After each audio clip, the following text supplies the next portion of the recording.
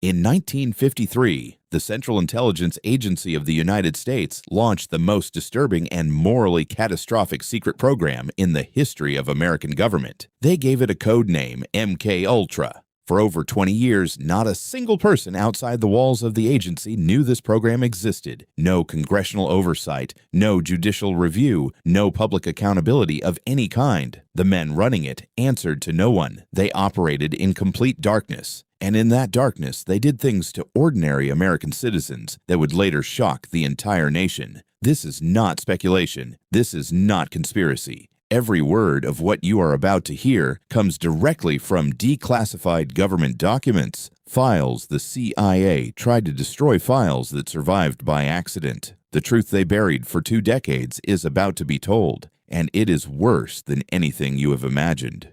The man who designed and ran MK-Ultra was a chemist named Sidney Gottlieb. He held a Ph.D. from the California Institute of Technology. He reported directly to CIA Director Allen Dulles, and he was by all accounts a true believer. Gottlieb genuinely believed that the Soviet Union was developing techniques to control human behavior. He believed that if America did not develop those same techniques, first, the consequences would be catastrophic for the free world. That belief became his justification for everything that followed. In internal CIA documents, Gottlieb described his mission as finding the fundamental nature of human resistance. He wanted to know exactly how much a human mind could withstand before it broke completely. He was a scientist. He was methodical, he was patient, and he was prepared to find out the answer using any method available to him, regardless of the human cost involved in getting there. The program had a single operational goal, the complete and total control of the human mind. Not influence, not persuasion, total control. CIA leadership wanted to create agents who could be programmed to carry out missions with no memory of having done so afterward. They wanted interrogation techniques that no human being could resist, regardless of their training or willpower. They wanted substances that could break a person's will so completely that they would reveal any secret and follow any instruction given to them. To achieve this goal, they needed human test subjects, but they could not use volunteers. Volunteers might talk afterward. Volunteers had legal rights. Volunteers could go to newspapers, to lawyers, to members of Congress. So the CIA chose a different approach entirely. They chose people who would never know what was being done to them, people who had no idea they were part of anything at all. The victims of MK-Ultra were ordinary Americans living ordinary lives. They were patients admitted to hospitals for depression, anxiety, and other common conditions. They were college students who agreed to participate in what they were told were harmless psychology experiments for a small payment. They were prisoners offered minor privileges in exchange for participation in what were described as medical studies. They were people who accepted a drink from a stranger in a bar and never understood why the night that followed felt so completely wrong. None of them signed informed consent forms. None of them were told what substances they were being given. None of them understood they were part of a classified government program operating at the highest levels of American intelligence. They were citizens of a country that was supposed to protect them. Instead, that country used them as laboratory animals. And when the experiments ended, most of them were simply sent home, broken, confused, and completely alone. Gottlieb's primary weapon was lysergic acid diethylamide, known as LSD. In the early 1950s, this substance was almost completely unknown. Outside a handful of research laboratories in Europe and the United States, Gottlieb became obsessed with its potential almost immediately after learning of its existence. He believed that a substance capable of completely dissolving a person's grip on reality could be weaponized in ways never before possible in the history of intelligence operations. If you could make an enemy agent lose all contact with reality, they would reveal anything you wanted to know. If you could program a person during a dissociative state, you might create an operative with no conscious knowledge of their own programming. Gottlieb began acquiring large quantities of LSD from a Swiss pharmaceutical company. He began designing the first experiments, and what followed would continue for over 20 years without any interruption or meaningful oversight. The experiments began quietly in the early months of 1953. Gottlieb's team acquired a series of apartments in New York City and San Francisco. From the outside and from the inside, these apartments looked completely normal. Furnished simply, nothing unusual, nothing that would raise any concern from anyone who entered. But behind the walls and behind the mirrors, the reality was entirely different. Every room was equipped with one-way mirrors that allowed observers to watch without being seen. Hidden microphones recorded every sound. Concealed cameras documented everything that happened. CIA operatives working for Gottlieb would invite men to these apartments under various pretexts. Some were told they were attending a social gathering. Some believed they were meeting a contact. Then quietly and without any indication of what was happening, their drinks were dosed with LSD, and the observation began behind the glass. The safe houses operated for years in the middle of New York City, ordinary apartment buildings, on ordinary streets in one of the most populated cities in the world. People walked past them every single day without any idea what was happening inside. The neighbors had no idea. The building managers had no idea. Even most CIA employees had no idea these locations existed or what purpose they served. That was by design. The program operated in compartments. Each person involved knew only what they needed to know to perform their specific role. Nobody had a complete picture of the full operation. This deliberate fragmentation made the program almost impossible to investigate or expose from the inside, and it meant that when the time came to shut it down and destroy the evidence, only a handful of people needed to be involved in covering up what had been done to hundreds of American citizens. What the CIA observers documented in those rooms was extraordinary and deeply disturbing. Men who had been completely calm and rational minutes before being dosed became entirely different people within the hour. Some laughed uncontrollably for hours at nothing. Some became frozen with a terror so complete they could not speak or move. Some began seeing things that did not exist, shapes, figures, patterns that seemed more real to them than the walls of the room. Some begged for help in voices that made clear they had no understanding of where they were or what was happening to them. The agents behind the one-way mirrors watched all of this and took careful clinical notes. They recorded dosages. They recorded reaction times. They recorded the duration of each phase of the experience. They treated what they were witnessing as data. The men suffering in the room were simply the source of that data, nothing more. But the safe house experiments were only the beginning of what Gottlieb had planned. LSD alone was not enough. He wanted to know what happened when extreme psychological stress was layered on top of a drug-induced state. He designed a series of experiments that combined LSD with sleep deprivation lasting multiple days, with complete sensory isolation in dark, soundproofed rooms, with repeated electric shocks administered at unpredictable intervals, with hypnosis sessions intended to implant specific beliefs or instructions, with sustained verbal abuse designed to systematically destroy a subject's sense of identity and self-worth. The goal was not simply to disorient the subject. The goal was to find the exact combination of factors that would cause the complete and permanent dissolution of an individual's capacity for independent thought and resistance. He wanted to find the precise formula for breaking a human being so completely they could never resist again. What the CIA observers documented in those rooms was extraordinary and deeply disturbing. Men who had been completely calm and rational minutes before being dosed became entirely different people within the hour. Some laughed uncontrollably for hours at nothing. Some became frozen with a terror so complete they could not speak or move. Some began seeing things that did not exist, shapes, figures, patterns that seemed more real to them than the walls of the room. Some begged for help in voices that made clear they had no understanding of where they were or what was happening to them. The agents behind the one-way mirrors watched all of this and took careful clinical notes. They recorded dosages. They recorded reaction times. They recorded the duration of each phase of the experience. They treated what they were witnessing as data. The men suffering in the room were simply the source of that data, nothing more.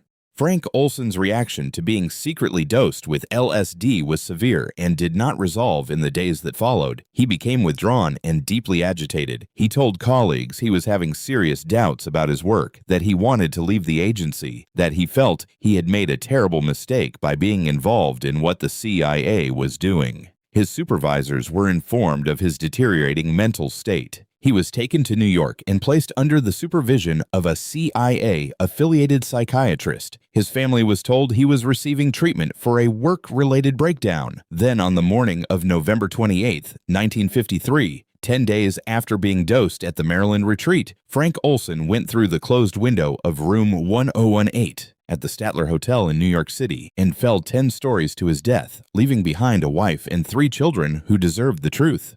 Cameron's method began with what he called depatterning. He would place patients into a chemically induced sleep using heavy doses of barbiturates and other sedative drugs. This sleep was not normal rest. Patients remained unconscious for days at a time, sometimes for weeks. In the most extreme cases, patients were kept in this drug-induced unconscious state for months without interruption. While they lay unconscious, Cameron played recorded audio messages through speakers placed next to their heads. Negative messages designed to systematically dismantle their existing sense of identity. The same phrases repeated thousands of times, telling patients that they were worthless, that their memories were false, that their past did not exist, that they were someone else entirely. The repetition was relentless. The intention was to overwrite the existing personality completely before attempting to rebuild it, according to Cameron's own design specifications. When Cameron's patients finally woke up, the results were not what he had hoped. They were something far worse. Many patients emerged from the treatment with no memory of who they were.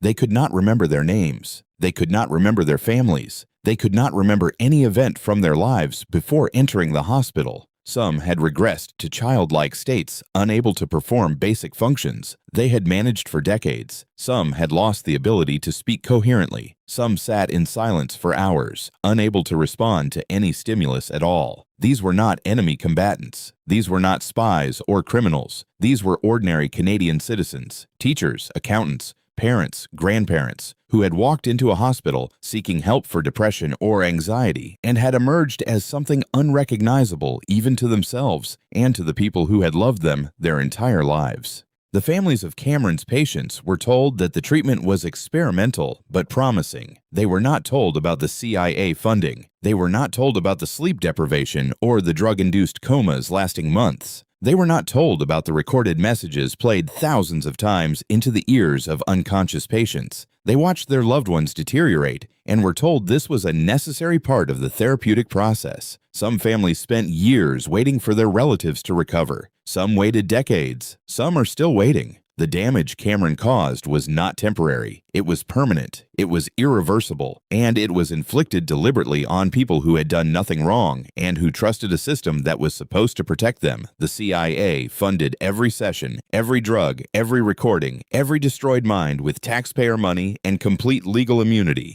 Back in the United States, the MK Ultra program continued expanding into new territory. Gottlieb established a working relationship with the Federal Bureau of Narcotics, the agency that would later become the Drug Enforcement Administration. Together, they moved the experiments into the American prison system. Prisoners at federal facilities in several states were identified as suitable test subjects. They were offered small incentives, extra food, reduced sentences, minor privileges in exchange for participation in what were described as medical experiments. What they were actually agreeing to was daily administration of LSD not once, not occasionally, every single day, for extended periods. The most extreme documented case involved a prisoner who was given LSD every single day for 77 consecutive days. The researchers wanted to know if the effects would accumulate, if the mind would adapt, or if it would simply collapse entirely under the sustained chemical assault. The results of the prison experiments were severe and, in many cases, permanent. Multiple subjects experienced psychological breaks that did not resolve when the drug administration stopped. They heard voices. They saw things that were not there. They lost the ability to distinguish between what was real and what their damaged minds were manufacturing. Several were transferred to psychiatric facilities and never returned to normal life. The researchers documented everything carefully: dosages, reactions, duration of effects, residual symptoms at 30 days, at 60 days, at 6 months. The clinical language of the reports made it easy to forget that the numbers represented human beings, men who had entered the prison system as functioning people and would leave it permanently changed in ways that no amount of time would fully repair. Their suffering was the data, and the data was considered valuable enough to continue. At least one person died as a direct result of MK Ultra. His name was Frank Olson. Unlike most victims of the program, Olson was not a prisoner or a hospital patient or an unwitting civilian. He was a CIA employee, a scientist with a high security clearance who worked in the agency's chemical division and had direct knowledge of the program's activities. In November of 1953,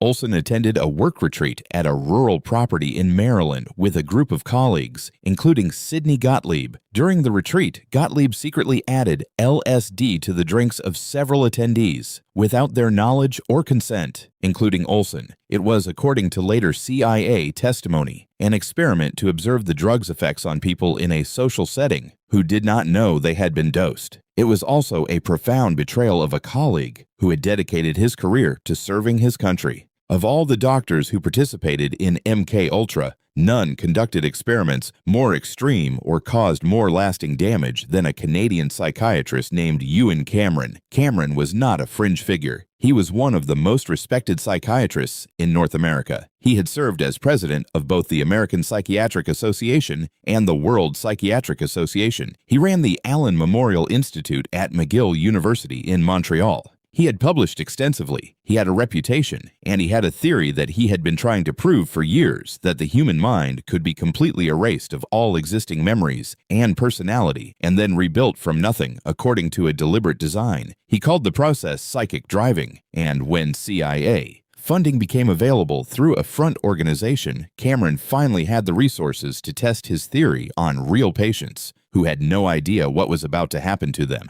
The CIA's response to Frank Olson's death was immediate and calculated. Agency officials contacted Olson's wife Alice and told her that her husband had committed suicide by jumping through the hotel window. They offered condolences.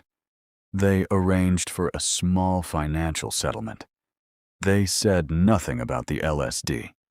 They said nothing about the experiment at the Maryland retreat. They said nothing about the CIA. In the events that preceded his death, Alice Olson and her children were told that Frank had been struggling with mental health issues and had taken his own life. The case was closed, an official finding of suicide was recorded. And for the next 22 years, that is exactly what Frank Olson's family believed. They grieved a suicide. They mourned a man they thought had chosen to leave them. They did not know they were grieving something else entirely, something that had been done to him. The death of Frank Olson did not slow the MK Ultra program. It continued through the remainder of the 1950s and through the entire decade of the 1960s. It expanded into new areas. New substances were tested alongside LSD barbiturates, amphetamines, heroin, mescaline, scopolamine, and combinations of multiple drugs administered simultaneously. Researchers explored the use of electronic brain stimulation to induce specific emotional states. They explored the use of prolonged isolation in specially constructed sensory deprivation chambers. And they continued to pursue what internal documents referred to as the creation of a programmed individual who could be directed to perform a specific action, including assassination, with no conscious memory of having been programmed or of carrying out the act. The question of whether they ever succeeded in creating such a person has never been definitively answered by any official source. By the late 1960s, the political climate in the United States was changing in ways that made large-scale, covert domestic operations increasingly difficult to maintain. Congressional scrutiny of the intelligence community was growing. Investigative journalists were beginning to ask uncomfortable questions about CIA activities, both foreign and domestic. Within the agency, there was growing concern that MK Ultra represented a serious liability, that if its existence became public, the consequences would be politically severe. In 1964, the program was formally restructured and given a new internal designation. In 1967, it was officially described in internal documents as being wound down. But the experiments did not stop. They continued under different designations, with smaller budgets and tighter operational security. The name changed. The oversight didn't improve. The activities continued, and the victims kept accumulating in facilities across the country. Then, in 1973, something happened that the architects of MK Ultra had always feared. The Watergate scandal had created a political environment in which the activities of American intelligence agencies were under unprecedented public scrutiny. Congressional investigators were asking questions. Journalists were pursuing leads. CIA Director Richard Helms, facing the prospect of the program's exposure, made a decision. He ordered the complete destruction of all MK Ultra files. Every document, every report, every photograph, every recording. The order went out to CIA facilities across the country. Shredding machines ran for days. Filing cabinets were emptied. Decades of documentation, the full record of what had been done to hundreds, or possibly thousands of people, was systematically destroyed. By the time the order had been carried out, the physical evidence of MK Ultra's existence had been reduced to almost nothing, and Helms believed the secret was safe forever. Richard Helms believed the destruction was complete. He believed that without documents, there could be no investigation, no accountability, no consequences. He was almost right. In 1977, a CIA archivist, conducting a routine review of financial records at an agency storage facility, made an unexpected discovery. A collection of approximately 20,000 documents related to MK Ultra had been misfiled years earlier and stored in a location that was not included in Helms' destruction order. These documents had survived not because anyone protected them, they survived because of a clerical error, a misfiling, an accident of bureaucratic disorganization. 20,000 pages of evidence that the CIA had tried to eliminate from the historical record had been sitting in a storage room for 4 years, waiting for someone to find them and tell the world what the government had done.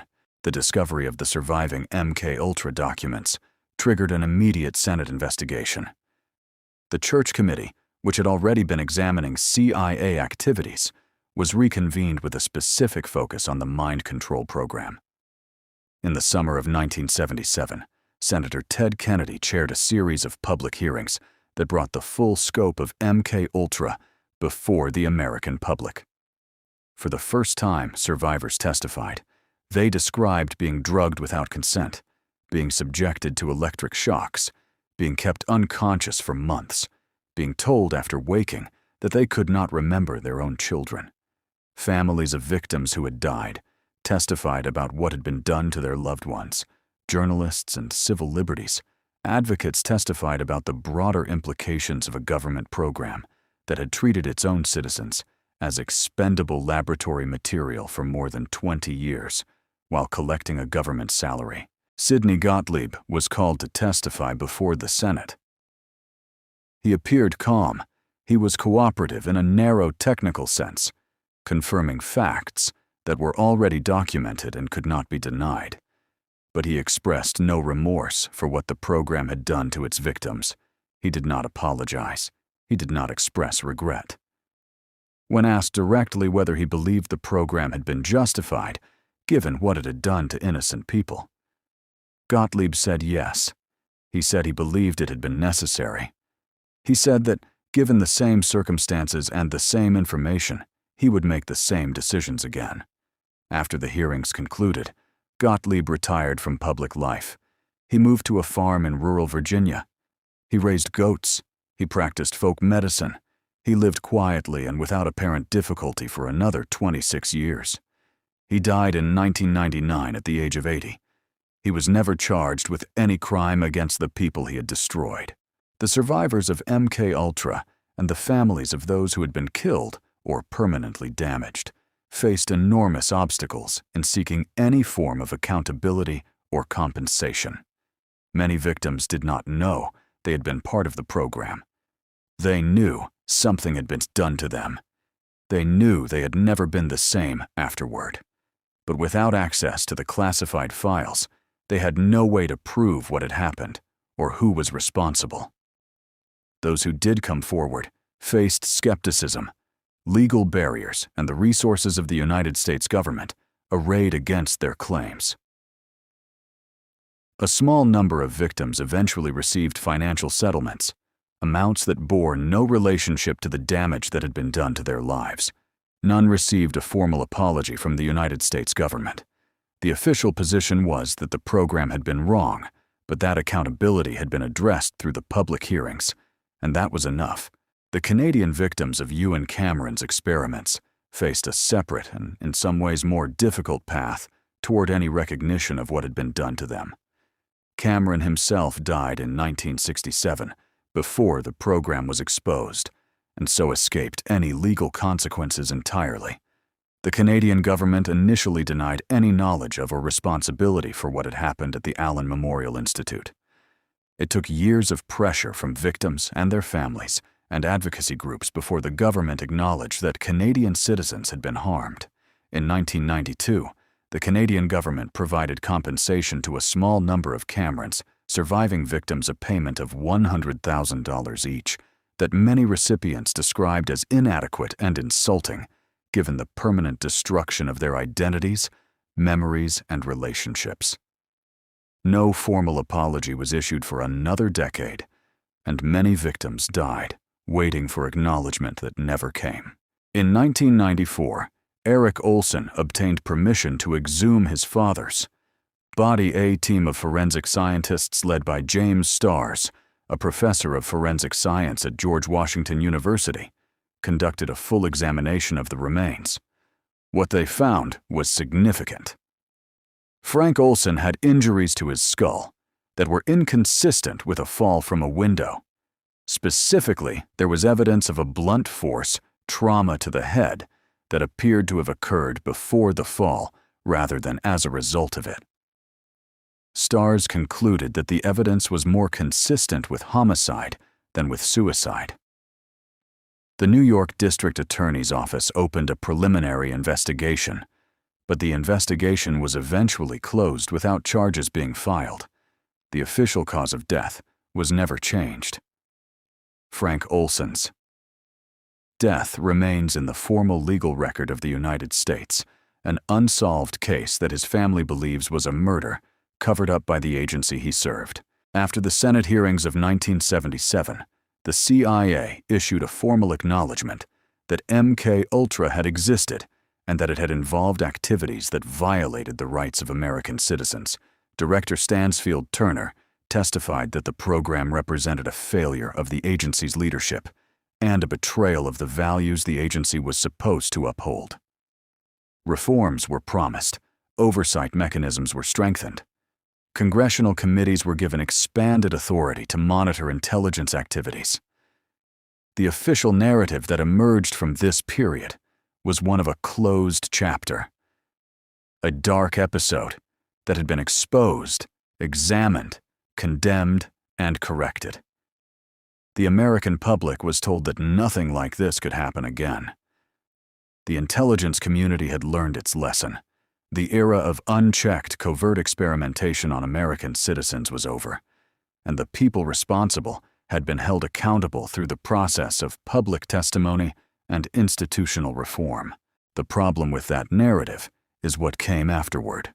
In the years following the 1977 hearings, investigators and journalists continued to find evidence suggesting that related programs had not been fully discontinued. Internal documents obtained through Freedom of Information Act requests indicated that research into behavioral modification and psychological manipulation had continued under different program names and with different organizational structures. The specific abuses of MK Ultra, the non-consensual drugging, the sensory deprivation, the use of unwitting civilians as test subjects may have ended, but the underlying interest in controlling human behavior through psychological and chemical means did not disappear along with the program's name. It went deeper, it went quieter, and it became significantly harder to find and document than the original program had ever been during the years it operated. Today, the full scope of what MKUltra did to the people it touched remains unknown and may never be fully known. The documents Richard Helms ordered destroyed in 1973 are gone forever. The identities of most test subjects were never recorded in the files that survived. Estimates of the number of people affected by the program range from several hundred to several thousand. The number who were permanently harmed is unknown. The number who died as a direct result of the experiments is unknown. The number who spent decades not understanding why their lives had been derailed by something they could not name or explain, that number will never be known at all. These were real people. They had families. They had futures. They had hopes and plans and people who loved them. And they had no idea that their government had decided their minds were acceptable. Collateral damage in a war they never knew was being fought. What makes MKUltra impossible to fully reckon with is not just the scale of the harm. It is the deliberateness of it. This was not a program that went wrong through negligence or incompetence. It was not an experiment that produced unexpected harm as a byproduct of good intentions. The people who designed it knew they were causing harm. They documented the harm in clinical detail. They continued causing it for over 20 years. They chose their victims specifically because those victims could not protect themselves, because they were imprisoned or institutionalized, or simply unaware of what was being done to them. The harm was the methodology. Breaking people was the point, and the entire apparatus of the United States government protected the people responsible from any meaningful accountability for what they had done to their fellow citizens in the name of national security. The legacy of MKUltra extends beyond the direct harm it caused to its victims. It established a precedent that in the name of national security, the American government was willing to conduct systematic violations of the most basic rights of its own citizens. It demonstrated that institutions designed to protect the public could be turned against that public without detection for decades.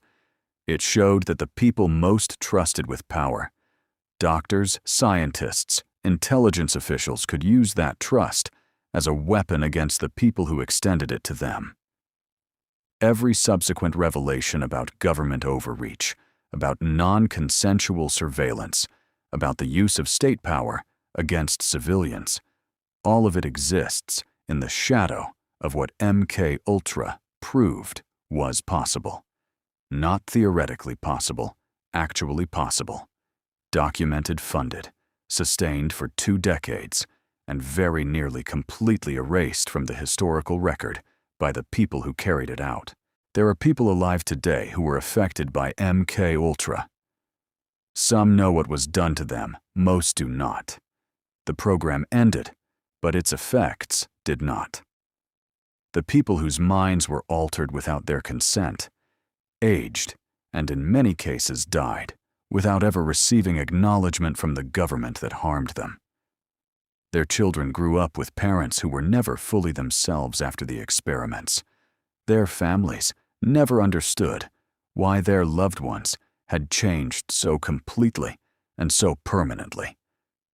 The human cost of the program cannot be calculated in any meaningful way because most of it was never documented, and what was documented was largely destroyed. It exists in the memories of people who are no longer alive to describe it, in the grief of families who never received answers, and in the gaps in the historical record where the truth should be, but was deliberately and permanently removed. The question that haunts the history of MKUltra is not how it happened. It is not who gave the orders. It is not even why it was allowed to continue for so long without oversight or accountability. The question that haunts it is simpler and more disturbing. How many of the people who were used, who were broken, who lost pieces of themselves in those rooms and hospitals and prison cells, How many of them ever knew what had been done to them? The answer, based on everything we know about how the program operated and how its records were destroyed, is almost certainly very few. Most of them went home after the experiments ended, tried to rebuild their lives, never understanding why they could not sleep, why they could not remember, why the person they used to be seemed to belong to someone else entirely, and the government that harmed them never told them the truth. The CIA said the program ended. The congressional investigators said it ended. Official records say it ended. But official records also said the experiments never happened until 20,000 documents proved otherwise in a storage room in Maryland. Official records said Frank Olson jumped until forensic evidence suggested he may have been struck before he went through the window. Official records said the agency reformed until evidence emerged that related programs continued under different names. Official records are what the people in power decide to write down and preserve. The history of MK Ultra is a reminder that official records are not the same as truth. They are what survives after the people with the power to destroy inconvenient evidence have decided what you are allowed to know about what was done in your name. The men and women who ran MK Ultra were not monsters in the way that word is commonly understood. They were educated. They were professional. They were, in many cases, genuinely devoted to what they believed was the protection of their country. They operated within a system that told them their work was necessary, and that the rules that governed ordinary conduct did not apply to them in their particular circumstances. That is perhaps the most disturbing thing about MK Ultra. Not that it was carried out by obviously evil people, but that it was carried out by ordinary people who had been given permission to stop treating other human beings as human beings. The permission was granted in secret. It was maintained in secret. And it was withdrawn only when the secret could no longer be kept. That sequence of events has repeated itself throughout the history of American intelligence, and it will repeat itself again. If there is a lesson to be drawn from the history of MK Ultra, it is not that the CIA is uniquely evil among government institutions. It is that any institution given unchecked power and freedom from accountability will eventually use that power in ways that violate the rights of the people it is supposed to serve. The solution to that problem is not to eliminate intelligence agencies or to assume that all government programs are corrupt. The solution is the one that democratic theory has always proposed: transparency. Oversight accountability, the willingness of citizens to insist that their government operates within the law, even when the government argues that the law must be set aside in the interest of security. Those principles are not weaknesses in a democracy. They are its only real protection against becoming the thing it claims to be fighting against. The files say the program ended. The files say the agency reformed. The files say Frank Olson jumped, but you have now seen what the files say, and you have seen what the files hide. 20,000 documents survived by accident. The rest were shredded on purpose. What you have heard today is the history they almost succeeded in destroying completely. The names of most victims are still unknown. The full truth of what was done to them is still unknown. The people responsible lived long, comfortable lives and died without facing justice. And somewhere in a government storage room or a classified server, there may be other files misfiled, forgotten. Waiting, the truth has a way of surviving, even when powerful people spend decades trying to make sure that it does not. This has been Redacted Truth. Subscribe, because the next case goes even deeper into what they tried to hide.